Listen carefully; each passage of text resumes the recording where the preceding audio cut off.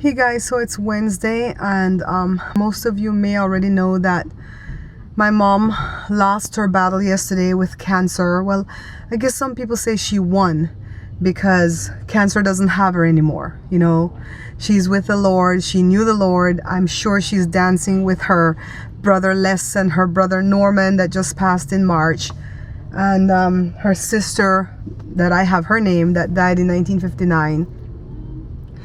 I'm not gonna put up a cooking video for a while. I don't know how long, however long I need. But at my vlog, I'm still gonna like keep you guys up to date, because your love, let me put this on because my eyes are hurting. Your love just really means the world to me. I've been vlogging the whole week since I came back from Utah, but I'm gonna scrap most of the footage because it's just my fears and my hopes that I was sharing with you guys. And the only parts that I'm gonna leave in is when the family came on Saturday, because the family came out in force for my mom, and that blessed me. If we could have marched and stomped that cancer out, we would have, okay? And then Sunday, she had like 50 people come to visit her at the hospital, and we housed them all in the cafeteria, and we bought food, and we just had a party while everybody went up to see mom 2 by 2 by 2. I'm gonna keep that footage in, as a matter of fact, I'm gonna go ahead and play it right now for you guys to enjoy that, okay? Because I want you to see how much mom was loved. Hello. Hello. Oh my gosh. Everybody's here to fight cancer. My son Marcelo. Nobody did it? Nobody did it? Yeah. That's so nice. Everybody has somebody in here that we're dealing with, Brian. Oh, my family. Where's Shalom? This is Marcelo Jr. Chicharito. Did you see Cello? Cello? Oh, Cello. Oh, we go to Chella. She's on I don't know how to say it. They have somebody named Chella.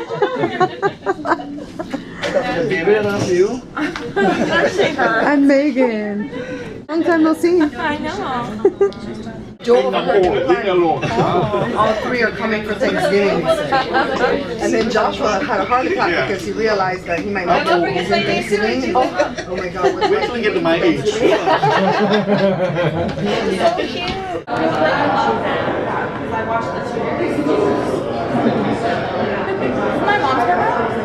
Your mom's like, go around, take everybody. I'm like, okay. You know the dude, she has. Huh? She's a slave driver. You have to do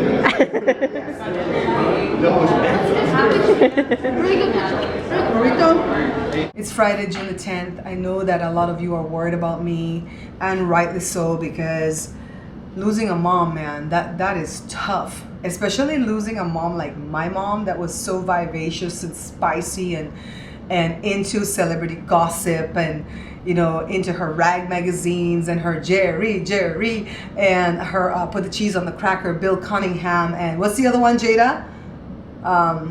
Maury Povich. Oh my God, how can I forget Maury? Maury was her boyfriend, and her westerns and just all that fun stuff.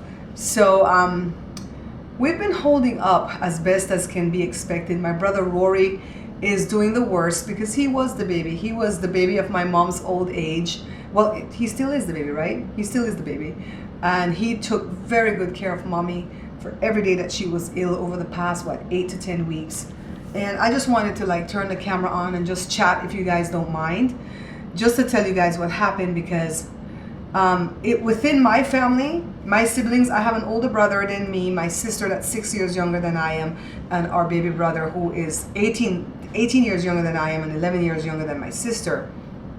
We have been getting along famously. No fight, no fuss, no backbiting, no complaining. And you know, Dad has been putting in his input. He's kind of leaving everything up to us, because he says she was my wife, but she was you guys' mother. You know, he's like really factoring that in. And so we've been including him, but for the most part, he's been forfeiting everything that he wants.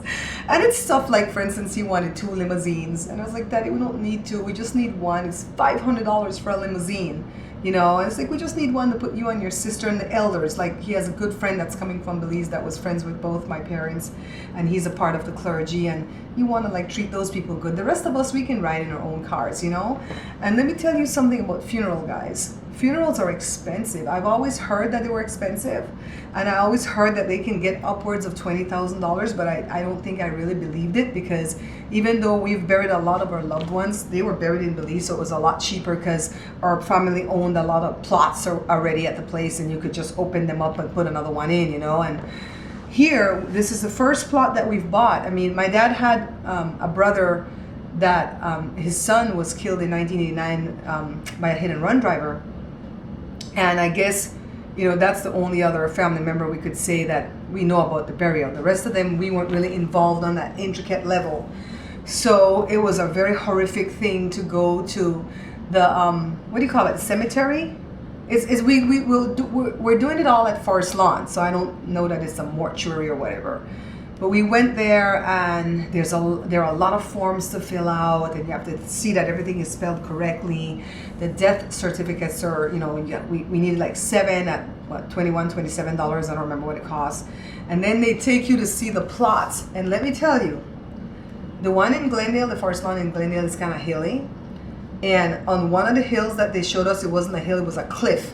I'm like, how are we going to get the casket down there, right? So we found one.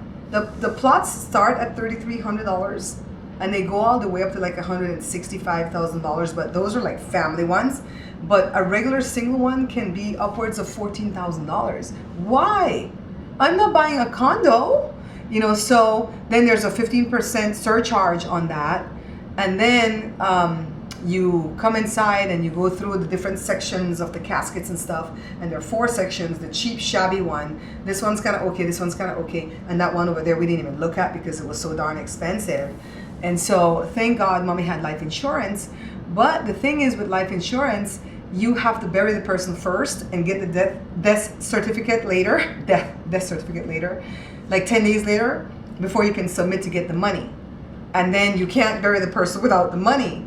So the only other option is for the mortuary or whoever's handling everything to submit for the insurance, and then they'll give you the money. You know, they'll take their money out. They're going to charge you a $300 penalty for them to submit for it. They'll charge you the cost of everything, and then they'll give you back the rest of the money. And I suppose when they feel like it, they could take up to 6 weeks for you to get back your money. So my dad just paid for everything, and then he's just going to reimburse the account, you know, when all is said and done. So that's the intricacies of the arrangements. I was left yesterday with the burden. Well, I shouldn't say it was a burden, it was the task, but it became burdensome after a while because I was the only one that was doing it. But they didn't really abandon me. My sister has a lot to do too. My brothers have a lot to do. My dad's trying to hold it together. My dad's like scatterbrained right now, as you can imagine. So they gave me the job of doing the book, the program book for my mom. And let me tell you something about my mom. She was always about a program book for funerals. If I were going to a funeral to somebody at my church that she didn't even know, bring me the book. I'm like, Mom, you don't know the person who died. I don't care. I want to read about his or her life. So she was like that. So can you imagine if I messed up her book? Can you imagine that? So I knew what I wanted. I knew what I wanted the book to look like, but I just kind of drew it, like etch a sketch, you know, on the paper. And I knew what prayers, what hymns, because I know my mom really, really well. And I just didn't know how to get that into the computer and send it to a printer and have them decorate it. You know what I mean?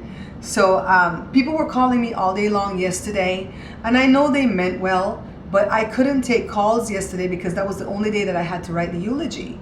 And of course, I'm writing this eulogy unencumbered because there is no one that's going to decimate it and split it apart and put what they want to put in there, because it's my mom's eulogy, and my siblings and my dad gave me carte blanche over what I wanted to write. So the eulogy is kind of long. It's 2 pages long. I wouldn't care, you know. So the people were calling, right? People are so sickening sometimes. They're calling and they're not saying quick, oh my goodness, we just heard condolences, anything you need, I'm here. They're not doing that. They're like, oh my God, but I just talked to her last week, and then I was calling her, and she didn't answer the phone, and I thought she went home to Belize, and I'm like, oh, shut up. Get off my phone and shut up. Just, this is not the time for conversation. Just move on. And so one of them had the nerve. One of my mom's friends had the nerve. And then I told my dad about it. And let me go back to the story, okay? Because when I told my dad about it, he goes, those are fair weather friends. They're not her true friends. this person called up, right? Last week I spoke to her when mommy had the surgery, and I'll go into what happened to mommy. And so she called me and I told her mommy had the surgery. She was recovering well. She was recovering better than they expected. And, you know, we're cautiously optimistic. So she called me last night, and if she were here, I could just imagine she would have me in my collar, right? And she's all like, I spoke to you last week and you didn't tell me your mom was doing poorly. And I said, well, I told you cautiously optimistic. You can read between the lines, right?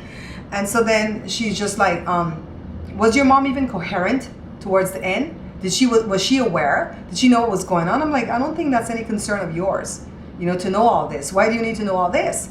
And she goes, well, we just feel like something more was going on and you guys were just hiding it. Let me translate that for you guys. What she wanted to say was, you didn't give me an opportunity to spread the gossip around that your mom had but a few days to live, because they would have spread it like wildfire. That's why I got upset for you guys that follow me on Facebook when one of my dad's distant cousins put out there that my mom had a short time to live. We never told her that. We said we need a lot of prayer, and would you rally the family together to prayer? Wrong move, okay? So the family that you saw in this prior part of the video is my mom's side of the family, and we rallied, and we marched, and we prayed, and we believed. And we didn't just pray for mommy, we prayed for the people in that room that had loved ones that were, you know, in a coma because they crashed into a tree after they had a heart attack, and the other one had a stroke. And we prayed for everybody. And the moment mommy died, the guy that was in the coma passed by her room, and the girlfriend was like, or the fiance was like, this is him, remember him? We prayed, he recovered, he's out the coma. And I was like, I was so happy for her. Even though we had our own loss, I was happy for her. So this woman was going off on me about the fact that I didn't tell her mommy was gonna die. Well, who the bloody hell knew mommy was gonna die? We didn't know that.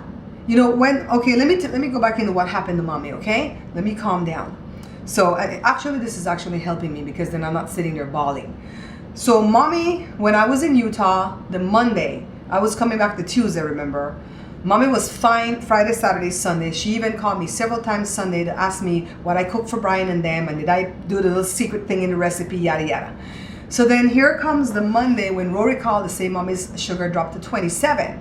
So they rushed her via ambulance to the best hospital. I still think she was at the best hospital. And they did their own set of tests, which was her second opinion. And they found what they call an ileus, I think is the name, in her intestines, which is a tumor or a cyst or a mass or something. It was partial fluid, partial mass. And so they suspected it could be the cancer that formed a mass and got inside her intestine, because you know she had the cancer cells kind of roaming around. That's what they were trying to nuke, right? So they didn't want to mess with it. When they found that, like 2 or 3 weeks prior, when she went to that appointment at the Innovative Place, they wanted to study it more because to them it looked like a shadow. And so, you know, they didn't write mommy off. They're like, come back on the 31st. We're going to get your full files. We're going to go through everything. And we're going to study this to see what it is, to see if we can help you. When she got there in that emergency situation, they didn't have any options, guys. They had to cut mommy right away. When I was driving from Utah, you guys may not have seen the fear in me, because I try not to have fear, because I'm the kind of person, I'm the kind of Christian where I don't think doom and gloom.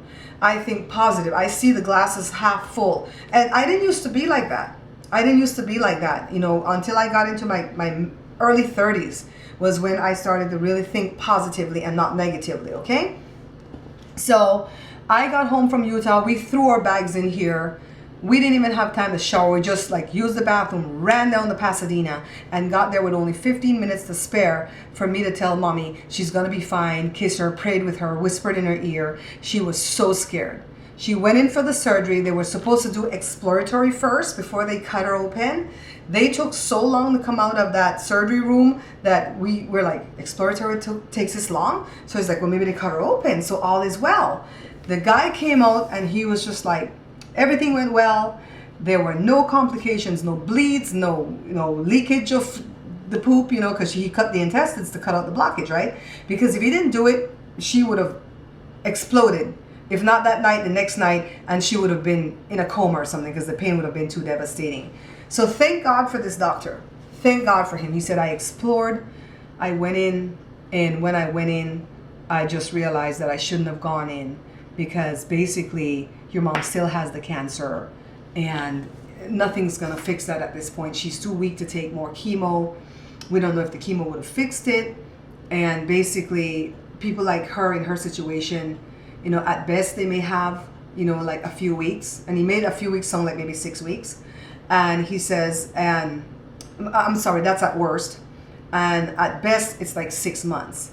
And so we already figured we're gonna have to put mommy on hospice, and we're thinking all types of stuff when he came in and gave us the report.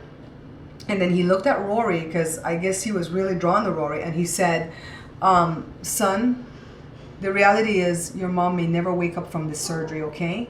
Not only because she's 69 and because she's been ravaged by cancer and chemo, but because this type of surgery on a whole, people don't really bounce back from that quickly.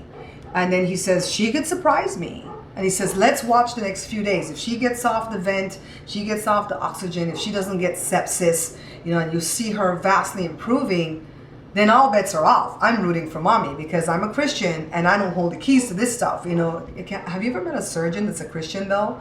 And so he gives us doom and gloom, but then he gives us hope, right? So Joe and my sister and I went home to sleep at my sister's house. And Rory and Daddy stayed with mommy that first night, Tuesday night. By 4 o'clock, Rory texted, Mommy's off the vent. She's talking. She's alert. She's aware. I was like, yes. So we went there. I spent the whole Wednesday with her. I vlogged the whole time in the hospital with her. I'm not showing you guys that vlog, okay?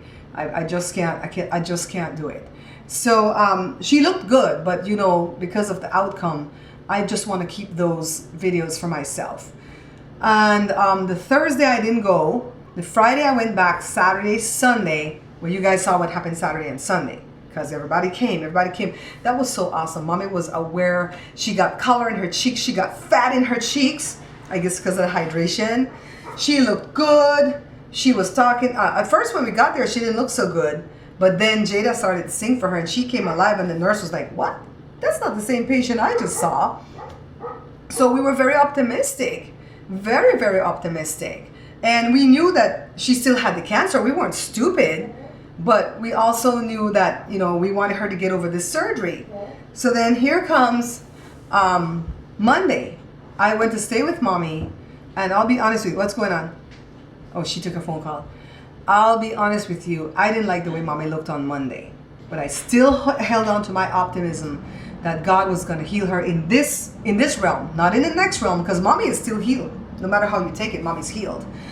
And she was responsive, but somewhat. And I asked the nurse what was going on, and they said, well, you know, she had a big day yesterday with all the visitors. She needs to rest, whatever. And then by the Tuesday, 3:30, they held a meeting with my dad and my siblings, and they told them that mommy was suffering delirium. And it's not the kind that you get like when you get older. It's just because of what she went through with the surgery, the trauma, stuff like that. And they said it was the kind that they could do therapy. You know, music therapy, you speak to her, turn off the TV, you don't ask her questions, you just make statements. There were a whole series of things that we would have to do to bring mommy back around, because mommy, she was there and you showed her and you showed her stuff and you talked to her, and she took a while to respond, but her responses were correct. So she wasn't like lost in her brain, she just couldn't like process everything that quickly. So we're like, okay, you know, we'll do what we need to do. And so then my sister was there alone because my baby brother, she said, you need a break from here. You know, I'm going to take over. My older brother was going to take him out to a show or something. My uncle went down to the cafeteria. Well, they all went to the cafeteria, but my brothers ate and they were leaving. My dad went home to take a shower. Everything was fine. I was going to come down and sit with my sister. We were going to talk with her and just love up on her. My sister said, oh, wait a minute, she's going to throw up, because she kept throwing up, you know, like the contents of her stomach, which was just basically bile. Ever since the surgery, she was just on the IVs, okay? And she sat back down and she says, oh, it was a false alarm. She just needed a cough. And then like 10 minutes later, my sister's still on the phone with me, and she goes, something's happening. And she dropped the phone and the phone got disconnected. So of course I was shaking. And then she called back and she said, the nurse says everybody should come now. You guys can just imagine what that felt like. I called my Aunt Jenny because she wanted to be there. And she says, okay, let me, you know, get the girls and we're going to come. And then I hung up from my Aunt Jenny to call my Aunt Lita. All these are my mom's sisters. And before I could dial the number, I got a text from my older brother saying, she just died. She just died. I screamed and screamed and screamed. And Joe knew.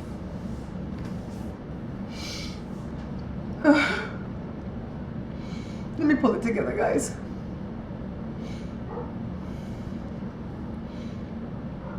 Okay, I'm better.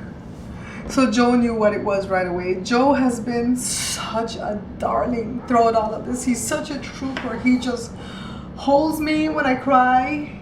He doesn't say, don't cry, baby, don't cry. Why do people do that? You know, when you're crying over somebody that you lost or something that you lost, they're like, don't cry, don't cry. It's like, you have to get it out, right? And then Jory was on Skype with Giselle. And so Megan heard the screams because there were wails, okay? And so she panicked because they had already gotten back home on Monday. She called Brian, they called Kathy, everybody started texting me. They didn't call me because they knew that it wasn't the time to call. I had to call people. And so we jumped in the car, all of the kids. The kids weren't going to go that day. It was just going to be me and Joe. We ran and we drove, I think, on 2 wheels down to Pasadena. She was already gone, but I wanted to see her. I didn't want them to remove the body, but they weren't going to do that. When I got there, I realized they weren't going to do that. And my Aunt Jenny got there shortly after I did. My Aunt Nita couldn't come because her daughter can't see well enough to drive at night. Marcy's her daughter, the one that's dealing with lymphoma. And so we got in there, and of course Mommy didn't look nothing like herself. I don't like seeing people like that. I just prefer to see the pretty pictures, or even the video that we did when we went to the pastor that day. I just watched that over and over again. And yeah, she was gone. So my sister said, what happened when she hung up the phone with me? The nurse came and gave her a mild sedative because she was agitated, and she was just, they don't want her too agitated. And she said her heart rate just went boom, from like 109 to like 30, and Mommy was gone. It's like, what is that? And so she said, you know, the heart rate did come back up for a minute or so. That's why the nurse says, get everybody to come. But it wasn't going to come back up to where they needed it to be. And so Mommy just had heart failure. Not a heart attack, but her heart just failed from all the ravaging that's been going on. And so for people to call and question me and say, we feel like you knew, but you weren't telling us. You were giving us guarded information. Well, what the hell? I wanted my mom to live more than you did. And so I'm not going to apologize for anything that you think I've done, because after all said and done, my mom's gone. You know, you're still here. You're 85, and you are complaining at me because you think I was withholding information. I was going off of what the doctors said. The doctors said they were going to send her home. After that meeting, they said when they clear up the delirium, they're going to send her home, but she's possibly going to have to go home on hospice if the cancer is still in there and being aggressive. And so imagine how we feel. You know, these foolish people calling with their foolishness. And then when you go through bereavement, people will call you and say stuff like, if you need anything at all, I'm here, but they won't come over. Right, Jada? They won't come over and bring you a meal. How can I cook with all that's going on? This is the first good meal I had today because Joe cooked last night in the pressure cooker. He made split peas and he made some beef. And then Joe doesn't cry. Joe doesn't have tears. I don't know why he doesn't cry. Daddy's a robot. He only cries when he's angry, but not when but I know he feels Daddy it. doesn't even cry when he's angry. My mom was good to Joe. When she was here sick after seeing the pastor, she gave Joe $20 and she says, go buy some beef. I know you love beef. And she can't even eat it, right? Joe cooked the beef last night, and when he was eating it today, he goes, this is the last gift I got from her. And I was like, she was so kind. You guys would not believe everybody who has called me. You know, my mom gave away scholarships to kids in Belize for high school, because in high school you have to pay because you don't have to go to high school in Belize. And so my mom gave away scholarships to people, 4-year scholarships with the books and the uniforms. Those people, you should have heard them wailing on the phone. They're like, oh, she's gone. She was our benefactor. She's gone. And I feel sorry for them because we have her here. We can get closure if there's such a thing, because I believe closure is for businesses. That's the only thing that you can close up is your business. You know, but if we can have closure, because we're going to have a beautiful service for Mommy, and they have nothing. They don't have her. She's not coming back. Even the guy at the airport is probably bawling because when Mommy arrives, what's his name? Biff. Biff, if you watch my show, when Mommy arrives, he's like, all the other little porters got to beat it because he's Mommy's porter and Mommy's the queen and she just arrived. You know, when Jada first went to Belize and Mommy in 2008, she's like, Grandma, are you like the president or something of Belize? Because the people just... You know, you just step off the plane and people just start doing this. And pretty soon you're in a car and you're going home. So, She taught me always to tip well. yeah, she taught Jada to tip well. My mom was a giver. My mom didn't feel good unless she was giving. She was also a receiver, because they have people that like to give and they don't like to receive. They make you feel bad when you give them stuff. She can receive. She knew how to receive the smallest to the biggest gift. And yeah, I don't know what we're gonna do, guys. I don't know what we're gonna do, but I'm glad I have you guys. And if I could just chit chat, if I can do these type of vlogs for a minute, just kind of chit chat with you guys. I don't know what all I'm gonna take from the funeral, because I don't know what emotional state I'm gonna be in. I have to read the eulogy, and I designated myself to do that because I wrote it, and I know where I want to pause, where I want to breathe, where I want to be dramatic. I know where I want to be funny, and so I don't want anybody to mess up my eulogy. Mommy would never have that. Jada's gonna sing. She might sing Hallelujah, or she might sing the same song she did at Louise's funeral, because she has practiced that a lot now, and it's sounding beautiful. Pray for her to be able to hold up, okay? I think she will. If she looks at Joe, she'll hold up, because Joe doesn't cry. What else? There's a surprise that's gonna happen at the burial part of it that my dad has ordered, and I know my mom would have loved. We might record that part, right, Jada? We might just record that part. The reason that I don't want to be bothered with recording is because my sister hired videographers that are going to come and record everything and edit it, put it on a CD, and then at that point you guys can see it if you want to, okay? But then it won't be so raw for me. I might be able to watch it back. My sister was trying to hire somebody to stream it so that the people in Belize that love her and you guys that watch me from all over the world would be able to watch it if you wanted to, but it was so costly that I don't think that's gonna happen, and I don't want to do it shabby by streaming from Facebook, you know what I mean? So I think I've brought you guys up to date. I love you guys for all the love that you've showered on me. I realize that people are just putting the puzzle together, trying to find out what happened. Sandra just barely found out today. Sandra, darling, I'm so sorry that I didn't come back and say something, but a lot of people figured it out from the cooking channel when I posted something at my video. A lot of people have called my dad that he hasn't heard from in years.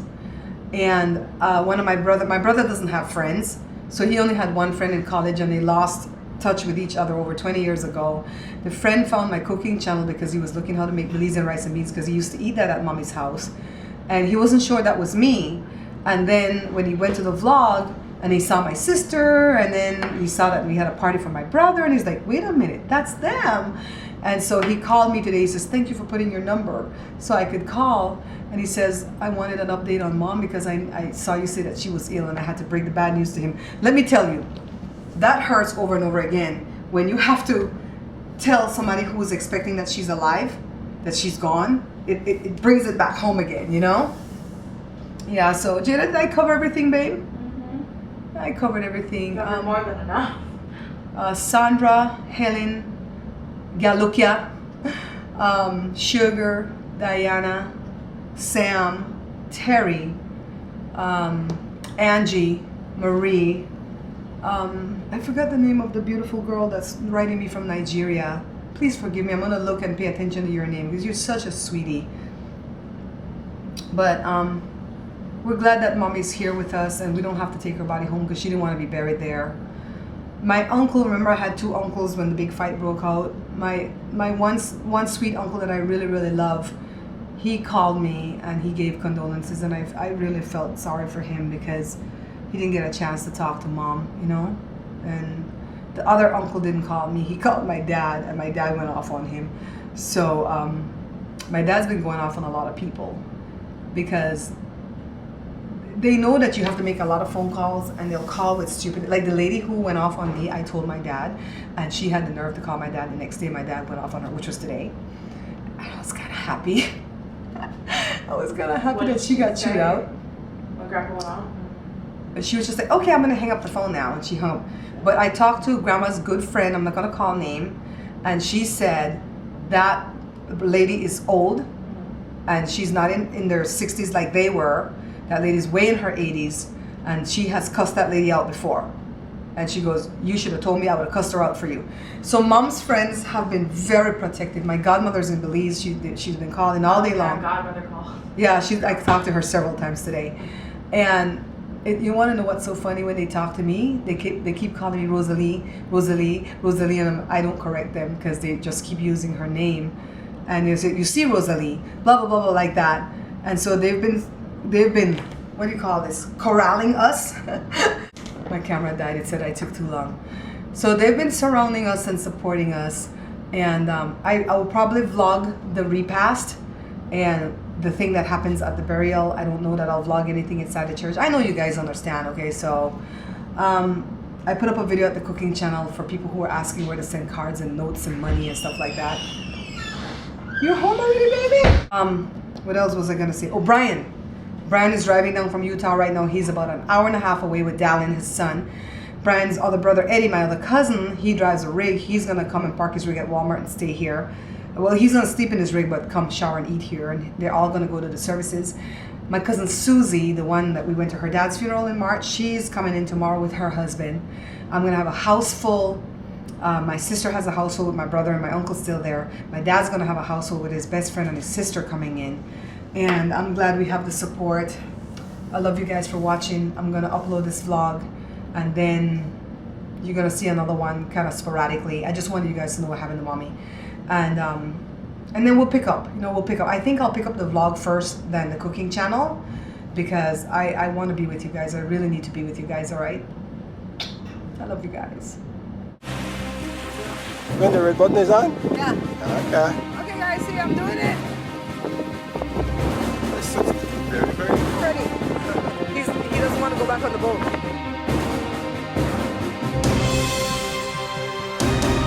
Splash. Splash? Yeah.